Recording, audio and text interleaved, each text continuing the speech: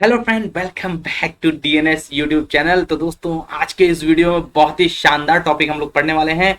Geography दोस्तों topic होगा, जो कि बहुत ज़्यादा इंपॉर्टेंट टॉपिक है आपके आने वाले एग्जाम के लिए। आपके एग्जाम के पॉइंट ऑफ व्यू से दोस्तों, जियोग्राफी जिस भी एग्जाम में पूछा जाता है ना, उसके लिए बहुत ज़्यादा इंपॉर्टेंट क्वेश्चन आज लेकर मैं आया हूँ। और ये क्वेश्चन दोस्तों कहीं ना कहीं एग्जाम में पूछे गए हैं। मैंने खुद से नहीं बनाया ये क्वेश्चन, मैंने उनसे लिया है, उन पेपर से लिया है जो कहीं ना कहीं एग्जाम में पूछे गए हैं, और कहीं ना कहीं इससे रिलेटेड क्वेश्चन आपसे बन सकते हैं। और मैं आपको बताऊं दोस्तों, ये दरअसल जियोग्राफी का पार्ट 3 होगा। ये जियोग्राफी का पार्ट 3 होगा। पहला और दूसरा पार्ट ऑलरेडी अपलोड किया जा चुका है। वीडियोज के सेक्शन में आप जाएंगे तो आपको अपलोडेड वीडियो मिल जाएगी, ठीक है। या आप प्लेलिस्ट में भी चले जाएंगे तो आपको प्लेलिस्ट से भी ये वीडियो मिल जाएगा, पार्ट 1 और 2। तो एक बार जाकर पार्ट 1 और 2 जरूर देख लीजिएगा पहले जियोग्राफी का, तब जाकर पार्ट 3 देखिएगा, क्योंकि उसमें भी बहुत सारे क्वेश्चन ऐसे कराए गए हैं जो कि बहुत ज़्यादा इंपॉर्टेंट है आपके आने वाले एग्जाम के लिए। तो दोस्तों, चलते हैं आज के पहले क्वेश्चन पे। जी हाँ दोस्तों, पहले क्वेश्चन से स्टार्ट करते हैं, जो कि बड़ा शानदार क्वेश्चन है। पहला क्वेश्चन है, विच of the following is called red planet. इनमें से निम्नलिखित में से किसे लाल ग्रह कहा जाता है।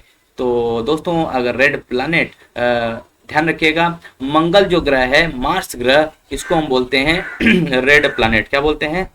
रेड प्लैनेट बोलते हैं, लाल ग्रह बोलते हैं, ठीक है। तो इसलिए करेक्ट आंसर हो जाएगा option number C. C correct answer हो जाएगा हमारा। और वीनस जो है, ध्यान रखिएगा, हॉटेस्ट प्लैनेट यानी सबसे गर्म ग्रह जो है, ये होता है कौन? विनस। और ये पृथ्वी के बहन भी कहा जाता है इसको। और ध्यान रखिएगा, नो सैटेलाइट, यानी इस पे कोई सैटेलाइट नहीं होता इसका, इस बात को ध्यान रखिएगा। दो ग्रह पूरे सोलर सिस्टम में ऐसे हैं जिनके कोई सैटेलाइट नहीं होता है। एक होता है मरकरी और एक होता है वेनस, यानी एक होता है शुक्र और एक होता है बुध, ठीक है। मरकरी की मैं बात करूं तो मरकरी, ध्यान रखिएगा, nearest to the sun, nearest to the sun, सबसे नजदीक सूर्य के, सन के सबसे नजदीक प्लैनेट अगर कोई पहला है तो वो है मरकरी। याद रखिएगा इस बात को। सन के सबसे नजदीक ग्रह है, सबसे स्मॉलेस्ट है, सबसे छोटा ग्रह है। उसके बाद सबसे कम दिन में, 88 दिन में सिर्फ सूर्य का चक्कर लगा लेता है, इस बात को ध्यान रखिएगा।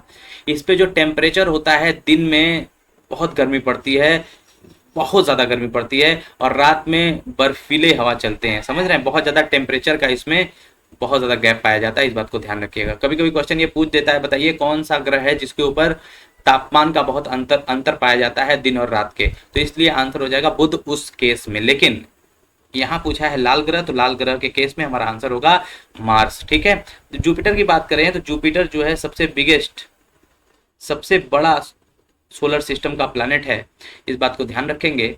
और इस बात को भी ध्यान रखेंगे कि इसका एक उपग्रह है जिसका नाम है ज्ञानीमीड।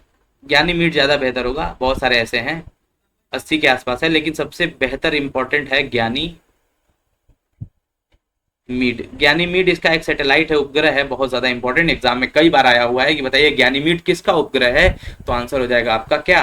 आपका आंसर होगा जुपिटर यानी बृहस्पति, ठीक है। इस बात को ध्यान रखिएगा, बहुत ज्यादा इंपॉर्टेंट। मैंने जो भी पॉइंट आपको नोट करवाए, कॉपी पेन लेकर बैठा करिए ताकि इस चीज को नोट भी किया करिए, ठीक है। चलिए दूसरे क्वेश्चन की ओर बढ़ते हैं दोस्तों। दूसरा क्वेश्चन है आज का, where do all metrological incident occur. सभी मौसम संबंधी घटनाएं कहाँ होती हैं।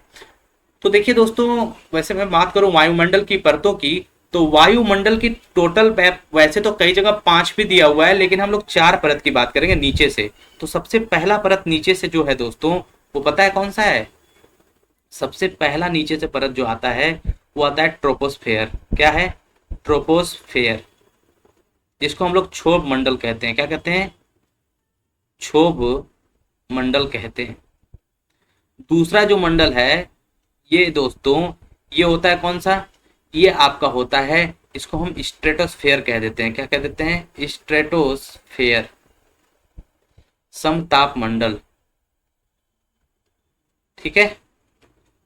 तीसरा हो जाता है हमारा, हम इसको कह देते हैं, इसको ज्यादा बेहतर होगा हम लोग कहते हैं मिजोस्फेयर। क्या? मिजोस्फेयर, मध्य मंडल। और चौथा हम लोग कह देते हैं क्या? आयनोस्फेयर। क्या? आयनोस्फेयर यानी आयन मंडल। कौन सा मंडल? आयन मंडल। तो एक एक चीजों के बारे में मैं बताऊंगा आपको, बड़े ध्यान से समझिएगा, देखिएगा। सबसे ज्यादा इंपॉर्टेंट जो मौसमी घटनाएं होती हैं वो होती हैं सबसे निचले वाले में, क्योंकि यहीं पे बादल, गरज, बरसात, तूफान, ओले, यहीं सब बारिश बारिश की बूंदें यहीं से पड़ती है। कहाँ से? क्षोभ मंडल से, ट्रोपोस्फेयर से। इस बात को ध्यान रखिएगा। तो यानी क्या क्या चीजें यहाँ होती हैं, मेरी बात बड़े ध्यान से। मौसम संबंधी घटनाएं, यानी मौसम संबंधी घटनाएं जो होती हैं वो कहाँ से होती हैं? ये ट्रोपोस्फेयर से होती हैं। और ध्यान रखिएगा, बड़ा ही ज्यादा इंपॉर्टेंट, तूफान, ठीक है, यहीं से होती है। तूफान उफान सब आता है कहाँ से? आपका ट्रोपोस्फेयर यानी क्षोभ मंडल से। बारिश भी कहाँ से होती है? बारिश भी आपका होता है, ध्यान रखिएगा, क्षोभ मंडल से। और आपको बड़ी इंपॉर्टेंट बात मैं बताऊं कि बारिश के ऊपर से उड़ता है आपका एरोप्लेन। जो वायुयान होता है वो दरअसल समताप मंडल में उड़ता है। इस बात को ध्यान रखिएगा। वायुयान के उड़ने के लिए सबसे उपयुक्त मंडल जो है वो कौन सा है पता है? समताप मंडल, क्योंकि यहाँ पर टेम्परेचर एकदम बराबर रहता है। इसलिए वायुयान के उड़ने की जो प्रॉपर मंडल का नाम है उसका नाम है स्ट्रेटोस्फेयर, समताप मंडल। इस बात को ध्यान रखिएगा। तो बारिश नीचे से होती है और दरअसल जो वायुयान होता है ना वो ऊपर से उड़ता है। इस बात को ध्यान रखिएगा। उसके बाद आयोनोस्फेयर की बात करें तो इसमें हमारे सैटेलाइट को लगाया जाता है, यानी जो उपग्रह होते हैं, जो मानव निर्मित उपग्रह होते हैं, उसको जो भेजा जाता है ना वो आयन मंडल में ही लगाया जाता है, उसको आयनोस्फेयर में। समझ रहे हैं मेरी बात को? यानी जो अगर हमें डीटीएच पकड़ाते हैं, जो टेलीविजन का जो रेडियो सिस्टम होता है, टेलीविजन होता है, ये डीटीएच यूटीएच पकड़ाते हैं, सारा जो नेटवर्क पकड़ाते हैं ना वो दरअसल आयन मंडल में सैटेलाइट से फिक्स होता है, वहीं से कनेक्शन करता है पूरा। इसीलिए कभी कभी देखते होंगे कि जब सूरज की स्थिति बदलती है या सूर्य ग्रहण लगता है या कोई बारिश वारिश का मौसम हो जाता है तो आयन मंडल से कनेक्शन टूट जाता है, क्योंकि यहाँ पे बीच में देखिए यहाँ पे ट्रोपोस्फेयर भी पड़ जाता है ना, तो इसलिए कनेक्शन टूट जाता है। तो इससे वजह से नो सिग्नल लिखने लगता है। तो मौसम संबंधी घटनाएं कहाँ होता है दोस्तों? ट्रोपोस्फेयर यानी क्षोभ मंडल में। इस बात को याद रखिएगा। और डीटीएच यूटीएच, डीटीएच कहाँ लगता है? डीटीएच कौन से मंडल में, या सेटेलाइट कौन से मंडल से पकड़ता है, या रेडियो संबंधी एक्टिविटी कहाँ होती है? आयनोस्फेयर या आयन मंडल से। याद रखिएगा, बड़ा इंपॉर्टेंट। चलते हैं नेक्स्ट क्वेश्चन की ओर। दोस्तों अगला क्वेश्चन है, Raniganj coal bed methane acreage local located in which of the following state? Raniganj कोयला बिस्तर मीथेन एक्रेग निम्नलिखित में से किस राज्य में स्थित है? बस सिंपल सा बात पूछना चाह रहा है कि रानीगंज कोयला क्षेत्र कहां पर स्थित है। तो रानीगंज जो है एक जगह का नाम है वेस्ट बंगाल में। करेक्ट आंसर हो जाएगा option number B, West Bengal. ठीक है, ध्यान रखिएगा, बहुत ज्यादा इंपॉर्टेंट ये है नहीं? और अच्छा, एक जगह है जिसका नाम है झरिया। क्या नाम है? झरिया। झरिया किसके लिए फेमस है पता है? झरिया फेमस है आपका कोयले के लिए, कोल के लिए। तो कोयला के लिए फेमस क्या है? झरिया। कैसे याद रखेंगे? बलम गैलन झरिया हो के अलन करिया। तो करिया कैसे होंगे? कोयला में काम करेंगे तभी ना, है कि नहीं? हाँ, तो झरिया किसके लिए फेमस है? कोयला के लिए फेमस है। याद रखिएगा, गाना से याद कर लीजिए, गाना बहुत शानदार था। ठीक है, तो रानीगंज जो है वो कहाँ है कोयले के लिए फेमस? दोस्तों रानीगंज है पश्चिम बंगाल में। चलिए आगे बढ़ते हैं। अगला देखिए, अगला क्वेश्चन आपके सामने है, आपके स्क्रीन पर। Which of the following two countries have largest electrified railway network in the world? निम्नलिखित में से किस देशों में दुनिया में, किन दो देशों में दुनिया में सबसे बड़ा विद्युतीकृत रेलवे नेटवर्क है? तो ध्यान रखिएगा दोस्तों, रूस और चीन के पास दुनिया का सबसे बड़ा इलेक्ट्रिफाइड रेलवे नेटवर्क है। इस बात को ध्यान रखिएगा। तो सी करेक्ट आंसर हो जाएगा इस बात का। और मैं बता दूं, रूस का जो एक शहर है जिसको हम मॉस्को कहते हैं, उसकी राजधानी है, यहां से व्लादिवोस्टक के लिए एक ट्रेन भी चलती है, ट्रांस साइबेरियन रेलवे, जो कि दुनिया की ट्रांस साइबेरियन रेलवे, जो दुनिया की सबसे लंबी रेलवे है। याद रखिएगा, ट्रांस साइबेरियन रेलवे। ठीक है, RLY, इस बात को याद रखिएगा, बड़ा ही इंपॉर्टेंट। चलिए आगे बढ़ते हैं।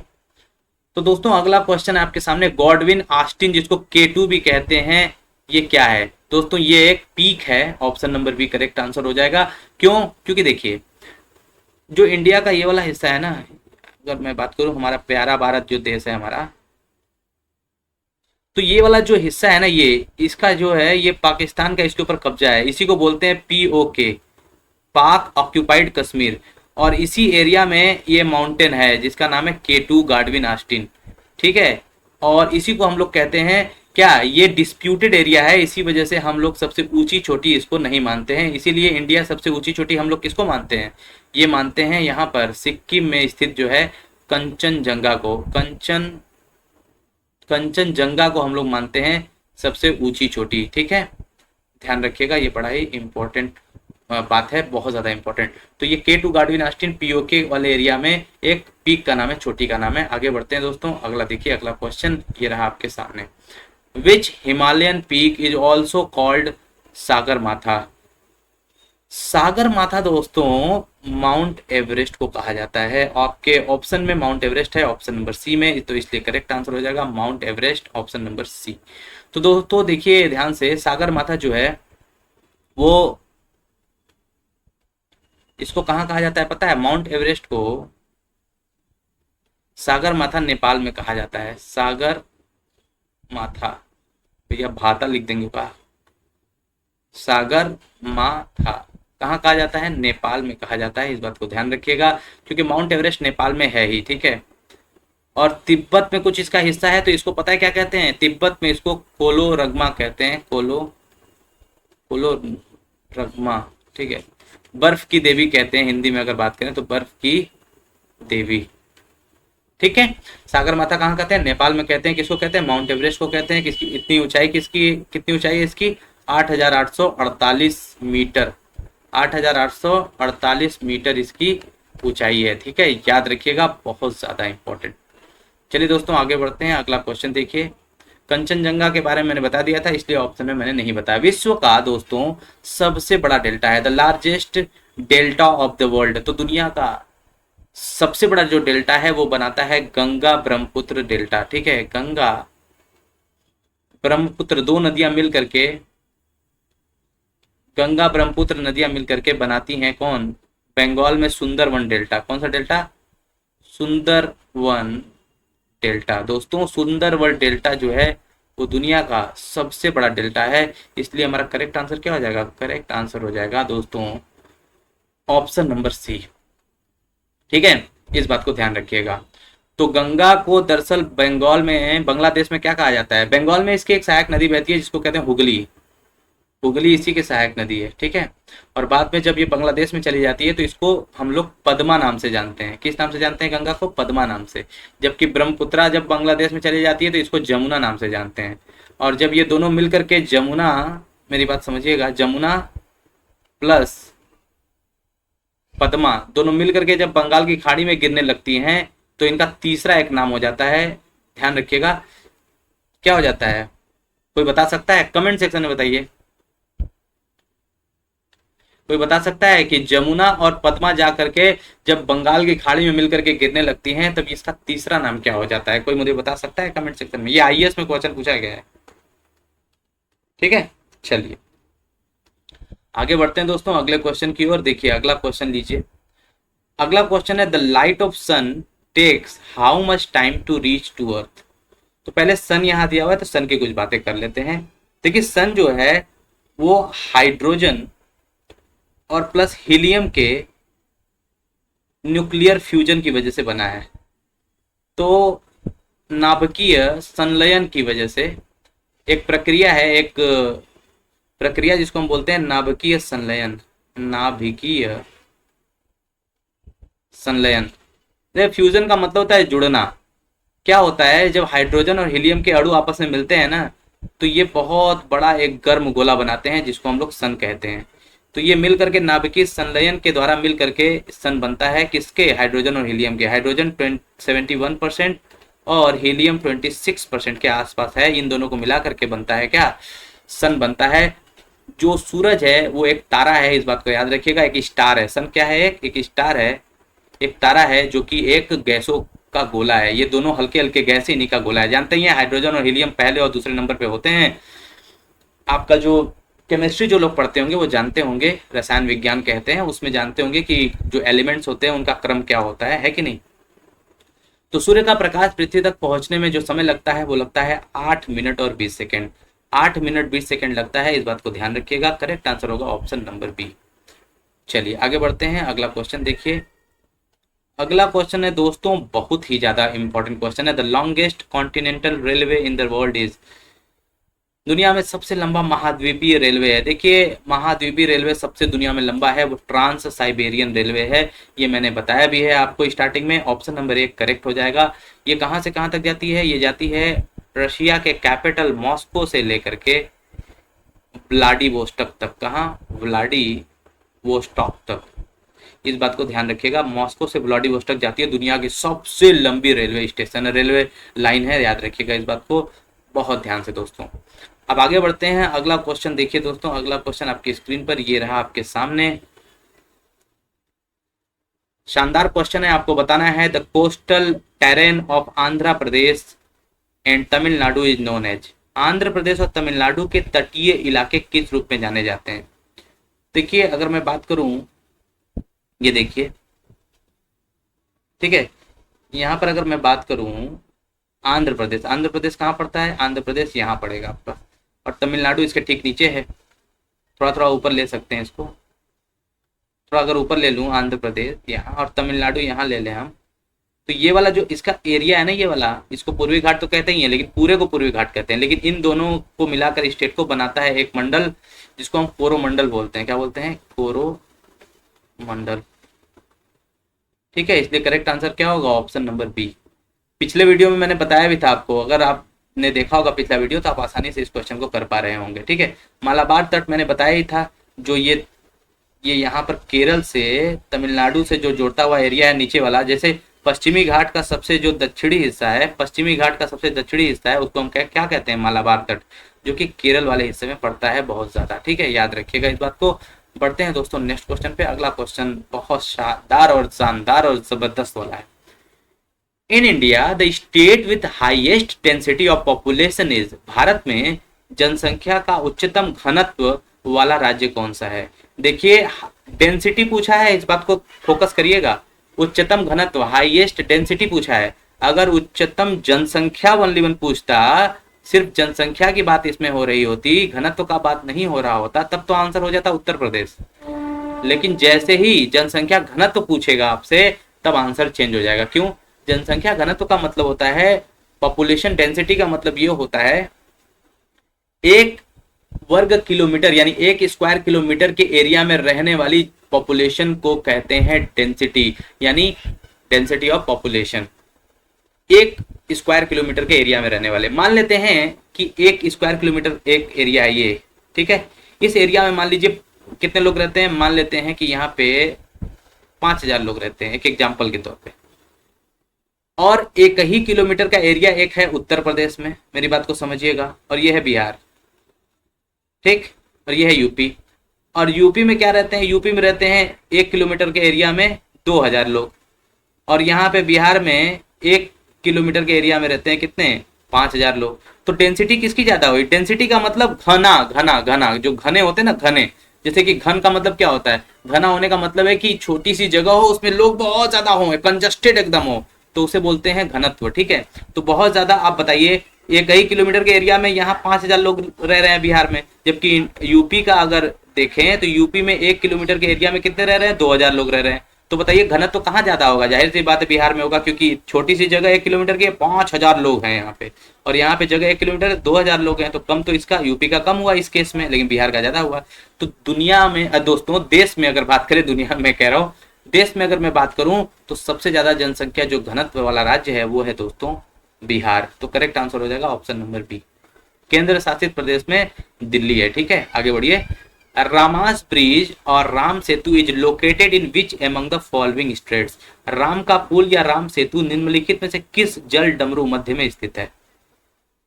तो दोस्तों जब बात मैं करता हूं राम सेतु की, तो देखिए जो यहाँ पर भारत का नक्शा है, आप देखेंगे यहाँ से हल्का हल्का, तो यहाँ आपको श्रीलंका देखता हुआ मिलेगा, और ये कोकोनट शेप का होता है, कभी कभी एग्जाम में पूछा जाता है आपसे। ठीक है, 1948 में आजाद हुआ था श्रीलंका, 48 में। तो ये श्रीलंका जो है ना, ये यहाँ पर कहीं ना कहीं याद रखिएगा कनेक्टेड है एक जल संधि से। किससे? एक जल संधि, जिसको इंग्लिश में स्ट्रेट बोलते हैं। क्या बोलते हैं? स्ट्रेट। जल संधि किसको बोलते हैं? जल संधि होता है एक छोटा स्मॉल पैसेज ऑफ वाटर, एक छोटा नैरो पैसेज होता है, पतला सा संकरा सा एक जल मार्ग होता है, याद रखिएगा, जल का एक मार्ग होता है, इसी को बोलते हैं क्या, जल संधि। ये जो जल संधि है उसका नाम पता है क्या है, उसका नाम है पाक जल संधि। क्या नाम है, पाक जल संधि। इस बात को याद रखिएगा। कई लोग क्या करते हैं, भारत और पाकिस्तान में लगा देते हैं पाक जल संधि, जबकि पाक जल संधि किसके बीच है, भारत और श्रीलंका के बीच है, यानी इंडिया और श्रीलंका के बीच है। इस बात को याद रखिएगा। पाक जल संधि किसके बीच है, तो पाक जल संधि PALK लिखा जाता है इसको, किसके बीच है, भारत और श्रीलंका के बीच। इस बात को ध्यान रखिएगा। इसी के बीच दोस्तों एक राम सेतु है, इसी के बीच क्या है, एक पुल है जिसको हम लोग कहते हैं क्या, राम सेतु। इसी के बीच में एक पुल है जिसको हम क्या कहते हैं, राम सेतु। इसलिए करेक्ट आंसर क्या होगा, पाक जल डमरू मध्य पाक स्ट्रेट। ठीक है, चलिए दोस्तों आगे बढ़ते हैं। अगला क्वेश्चन देखिए। अगला क्वेश्चन है, the place Sabarimala is situated in which of the following states. Sabarimala स्थान निम्नलिखित में से किस राज्य में स्थित है। बहुत ज्यादा इंपॉर्टेंट है क्योंकि हाल ही में सुर्खियों में बहुत ज्यादा रहा है, तो इसलिए आपसे क्वेश्चन पूछा जा सकता है। सबरीमाला मंदिर था दरअसल, जहां पे केरल में दोस्तों, वहां पर सुप्रीम कोर्ट में तक मैटर जा चुका था, वहां पे कुछ लोगों के एंट्री करने पर पाबंदी लगा दी गई थी, तो इसलिए सबरीमाला बहुत ज्यादा न्यूज में रहा था हाल ही में। तो क्वेश्चन पूछा जा सकता है कि सबरीमाला जो स्थान है वो किस राज्य में स्थित है, तो वो केरला में स्थित है सबरीमाला। ठीक है, सबरीमाला का मंदिर है, तो इसलिए केरल करेक्ट आंसर हो जाएगा, याद रखिएगा ऑप्शन नंबर सी। केरल में एक नदी है पेन्नार नदी, और एक पेरियार नेशनल पार्क भी है। पेन्नार नदी भी है, एक पेरियार नेशनल पार्क भी है, याद रखिएगा। और यहीं पर केरल में ही साइलेंट वैली है। क्या है, साइलेंट वैली है। साइलेंट वैली नेशनल पार्क भी है, साइलेंट वैली यानी शांत घाटी भी कहते हैं इसको, क्योंकि यहाँ शांति बहुत ज्यादा तगड़ी रूप में है। और इसके साथ साथ केरल की अगर मैं और बात करूं तो यहाँ पे कार्डमम हिल्स यानी इलायची की पहाड़ियां भी हैं। ठीक है, ध्यान रखिएगा। आंध्र प्रदेश की मैं बात करूं तो यहाँ पे पापी कोंडा national park, Nagarjuna Sagar national park, NS का मतलब Nagarjuna Sagar national park, copy में लिखते रहिएगा। ठीक है, उसके बाद तमिलनाडु में बात करूं मैं तो नीलगिरी नेशनल पार्क है ना, Mannar national park, Agastya Malai national park. ठीक है, ये तीनों कहाँ पे है, तमिलनाडु में है, Nilgiri national park, Mannar national park, Agastya Malai national park. ठीक है, और मैं अगर बात करता हूं कर्नाटक की तो इसमें बहुत ज्यादा फेमस एक है जिसका नाम मुझे याद आ रहा है, जिसका नाम है बांदीपुर नेशनल पार्क। क्या है, बांदीपुर नेशनल पार्क, बहुत ज्यादा इंपॉर्टेंट है दोस्तों, इसको याद रख लीजिएगा। बांदीपुर नेशनल पार्क कई बार एग्जाम में आया हुआ है, बताइए कहाँ है, तो कर्नाटक में है, याद रखिएगा। इसका आंसर हो जाएगा सबरीमाला स्थित है कहाँ, केरल में। ठीक है, आगे बढ़ते हैं देखिए अगले क्वेश्चन की ओर। अगला क्वेश्चन है, विच of the following states has the lowest literacy rate. निम्नलिखित में से किस राज्य में साक्षरता दर सबसे कम है। तो दोस्तों साक्षरता दर सबसे कम है आपका बिहार में, तो सी करेक्ट आंसर होगा बिहार। ठीक है, चलिए सबसे ज्यादा कहाँ है, केरल में है, ये तो आप जानते ही होंगे।